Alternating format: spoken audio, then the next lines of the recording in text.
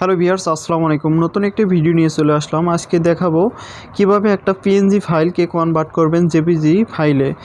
যে কোনো ধরনের ফাইল ফরম্যাট চেঞ্জ করতে পারবেন এই ভিডিওটার মাধ্যমে। এই ভিডিওটা দেখলে কিন্তু আপনি যে কোনো ধরনের ফাইল ফরম্যাট চেঞ্জ করে নিতে পারবেন, অতি সহজে এই কাজটা করে নিতে পারবেন। দেখেন, আমি একটা ফাইল ওপেন করছি, এটাকে দেখেন পিএনজি ফাইল।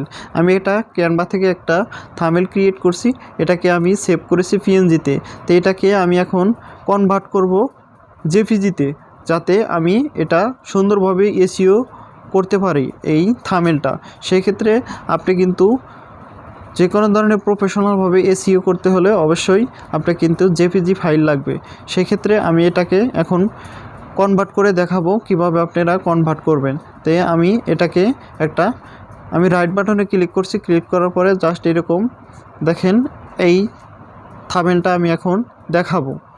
তো এটাকে আপনি মাউসের রাইট বাটনে ক্লিক করবেন। ক্লিক করার পরে একটু নিচে আসবেন, দেখেন এখানে একটু মাউসটা ধরে একটু নিচে আসবেন, দেখেন এখানে ওপেন উইথ লেখা আছে। এটাকে এখানে জাস্ট এসে মাউসটা ছেড়ে দিবেন। ছেড়ে দেওয়ার পরে এখানে দেখবেন কয়েকটা অপশন আসবে রাইট সাইডে। এখানে দেখেন মাইক্রোসফট অফিস 2010, এটাকে আপনি একটা ক্লিক করবেন। এটা ক্লিক করার পরে জাস্ট এরকম আসবে। এরকম আসার পরে দেখেন এটাকে আপনি কিন্তু এখান থেকে এডিট করে নিতে হবে, ফরম্যাটটা চেঞ্জ করে নিতে হবে। কিভাবে চেঞ্জ করবেন? এই যে উপরে দেখেন একদম ফাইল একটা অপশন আছে, এই ফাইলটা দেখেন একটা কর্নারে, এই ফাইলটাতে একটা ক্লিক করে দিবেন। ক্লিক করে দেওয়ার পরে এখানে দেখেন এক্সপোর্টে একটা ক্লিক করবেন। এক্সপোর্টে ক্লিক করার পরে দেখেন রাইট সাইডে অনেক কটা অপশন চলে আসছে। এখানে একটা পপ আপ নোটিফিকেশন আসছে, এটাকে আপনি ক্লোজ করে দিবেন। এখানে দেখেন ডবল বাটন আছে, এই যে দেখেন এক্সপোর্ট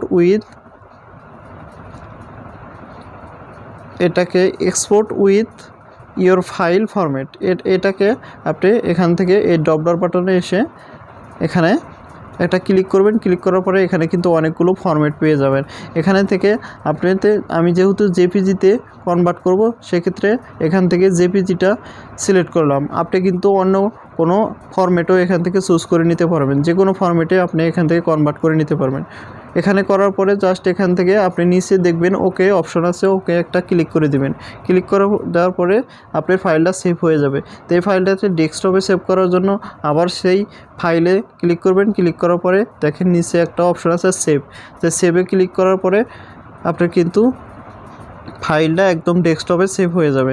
তাই আমি এখন ডেস্কটপে স্ক্রিনে আসলাম। স্ক্রিনে আসে দেখেন এখন এই যে দেখেন এটা কিন্তু জেপিজি ফাইল, আর আগেরটা হচ্ছে পিএনজি ফাইল।